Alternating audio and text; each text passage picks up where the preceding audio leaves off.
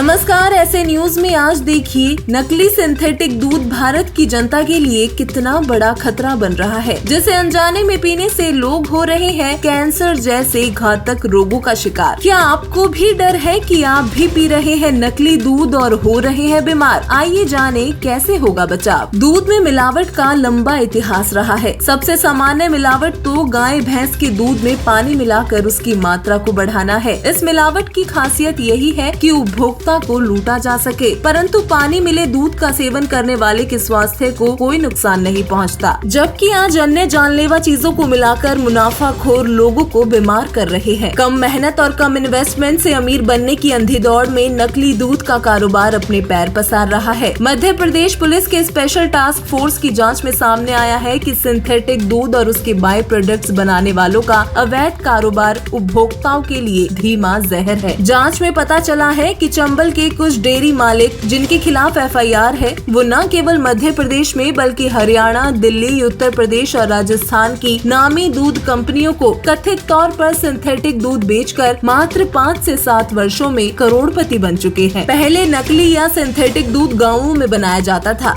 लेकिन अब शहरी क्षेत्रों में भी ये फल फूल रहा है। आइए अब जान लें कि क्या है नकली सिंथेटिक दूध, कैसे अलग है ये प्राकृतिक दूध से, इसे कैसे बनाया जाता है। नकली सिंथेटिक दूध रासायनिक रूप से उत्पादित दूध है जो पशुओं के दूध से अलग होता है। देखने में ये सभी तरह से प्राकृतिक दूध के समान दिखता है। अनुभवी लोग या वैज्ञानिक ही केवल असली और नकली दूध में अंतर कर पाते हैं। नकली सिंथेटिक दूध बनाने वाले लोगों का कोई वैज्ञानिक आधार नहीं है, वो केवल येन केन प्रकारेण पैसा कमाने के लिए धंधा कर रहे हैं। नकली दूध बनाने वालों को लोगों के स्वास्थ्य से कोई लेना देना नहीं है। वो खतरनाक चीजों को इस्तेमाल कर लोगों के जीवन से खिलवाड़ कर रहे हैं। नकली दूध के बनाने में बहुत से हानिकारक और विषाक्त केमिकल्स जैसे यूरिया, डिटर्जेंट, सोडियम हाइड्रोक्साइड और न्यूट्रलाइजर का पूर्व निर्धारित मात्रा में इस्तेमाल किया जाता है। इसके साथ ही सामान्य खाने पीने की चीजें जैसे पानी, चीनी, ग्लूकोज, दूध पाउडर, वनस्पति तेल और स्टार्च भी इस्तेमाल करते हैं। कीमत कम करने के चक्कर में ये सड़ी गली, पुरानी, सीली हुई चीजें तक इस्तेमाल कर लेते हैं, जिनमें बहुत से सूक्ष्म जीव या माइक्रोबियल रहते हैं जो स्वास्थ्य को बिगाड़ सकते हैं। नकली सिंथेटिक दूध न केवल जहरीला होता है बल्कि इसमें पोषक तत्व होते ही नहीं है, इसलिए ये स्वास्थ्य पर दोहरी मार करता है। नकली दूध के अलावा नकली सिंथेटिक पनीर और मावा भी बड़ी मात्रा में बनाया जाता है। ये सभी स्वास्थ्य के लिए खतरनाक है। नकली दूध या दूध की तरह बने नकली उत्पाद यदि कोई लंबे समय तक पिए या खाए तो उसे कैंसर जैसी घातक बीमारियां तक हो सकती हैं। त्वचा में जलन का कारण बनता है। साथ ही साथ ये अंग विषाक्तता, न्यूरोटॉक्सिसिटी, शारीरिक विकास और प्रजनन विषाक्तता, शुक्राणुओं की संख्या में कमी और मृत्यु दर में वृद्धि करता है। सुप्रीम कोर्ट ने राज्यों को नकली दूध बेचने वाले कानूनों में संशोधन करने को कहा था। मिलावटी सिंथेटिक दूध, पनीर और मावा को बनाने से रोकने के लिए इसके उत्पादकों, वितरकों और विक्रेताओं पर सख्त कार्रवाई करने की आवश्यकता है। अपराधियों को खाद्य सुरक्षा और मानक अधिनियम के तहत अधिकतम 6 महीने की सजा की उपेक्षा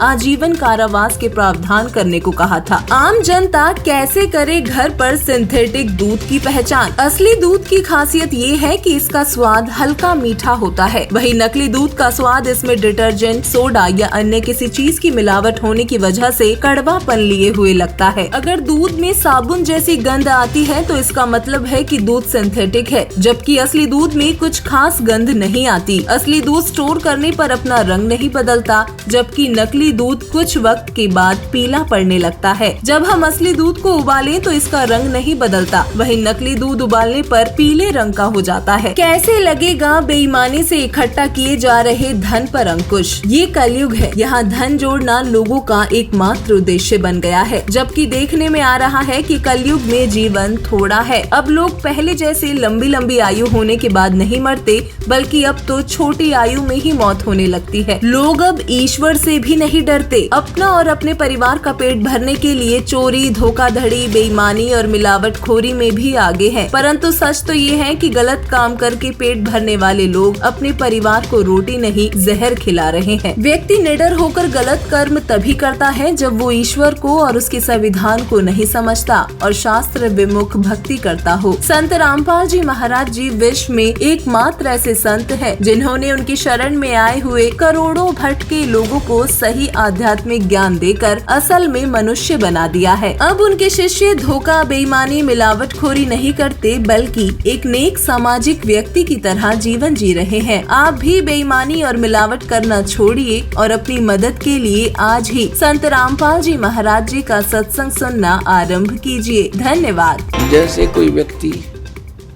2 नंबर से पैसे इकट्ठे करता है, कोई मिलावट करता है, कोई रिश्वत लेता है या कोई किसी को धोखा दे करके पैसे इकट्ठे करता है, तो उसके लिए वो विष का काम करेंगे। अब एक व्यक्ति बता रहा था, उसका इकलौता पुत्र बीमार हो गया। पहले तो देश अपने लोकल डॉक्टरों को दिखाते रहे, कभी आराम हो जाए, कभी फिर हो जाए। फिर ऐसे ही साधु संतों के चक्कर में पड़ गए।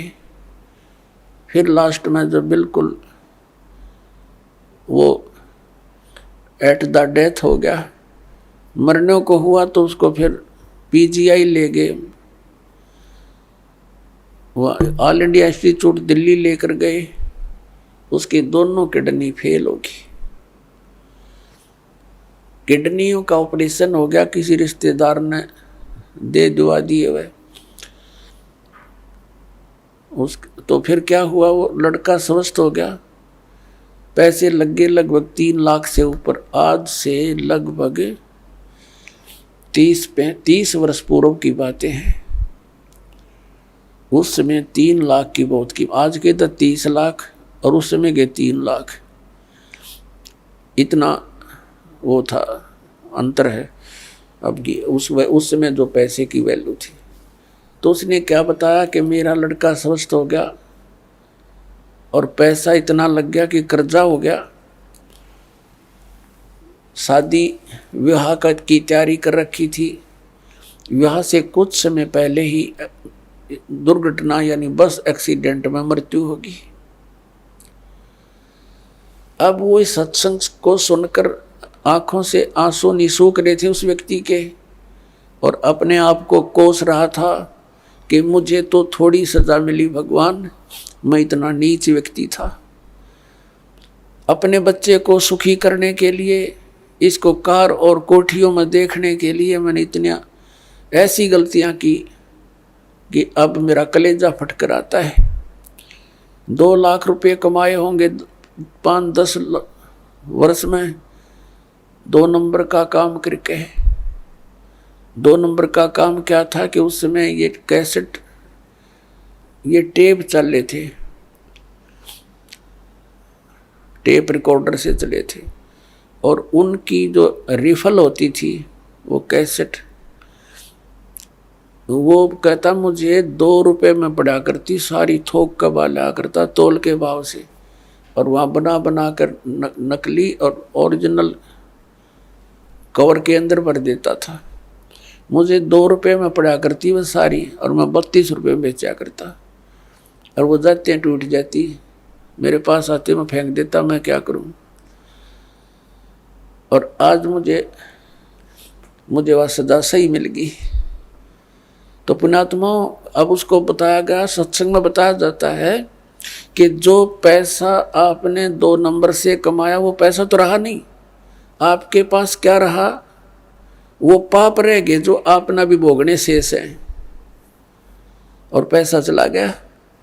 तो पुण्यात्मा, जब आप ज्ञान होगा आपको, ये कोई बालकों की बताई हुई बातें नहीं है, ये गॉड गिवन परमात्मा का दिया हुआ विधान है, उनका बताया हुआ ज्ञान है। ये कोई डूम बाट के गीत नहीं है, किसी ने स्वार्थवश गा रखे होंगे।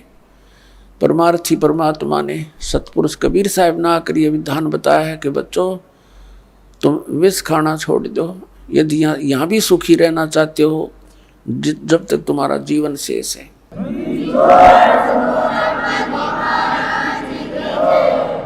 और अनजान बच्चे ही गलतियां क्या किया करते हैं, जब समझदार हो जाएगा ना फिर इसका हाथ नहीं लगा सकते। जैसे छोटा सा बच्चा सर्प को भी पकड़ लेता है और उसको डस देता है, वो मर जाता है, उसको ज्ञान नहीं कि कितना भयंकर जानवर है। और जब वो बड़ा हो जाता है उसको उस जानवर के बारे में जानकारी हो जाती है कि ये तो बड़ा खूंखार है, इसके निकट भी नहीं जाना चाहिए, तो फिर वो दूर से ही सर्प को देखकर भाग लेगा, दूर औरों को भी कहेगा इधर मत जाना, सर्प है सर्प है। और पहले वो चलते घिसरते घिसरते उसको पकड़ लेता है, क्योंकि उसको पता नहीं, ज्ञान नहीं, ज्ञान बिना डर नहीं होता। तो तत्व ज्ञान से आपको डर बनेगा।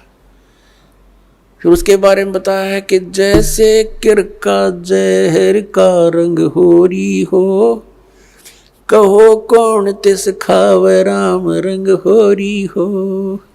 जैसे विष का यानी जहर का एक कण भी पड़ा हो कहीं पर और ये पता लग जाए ये कण विष का है, कहते उस कण ने भी कौन खावे, किरका छोटा सा कण।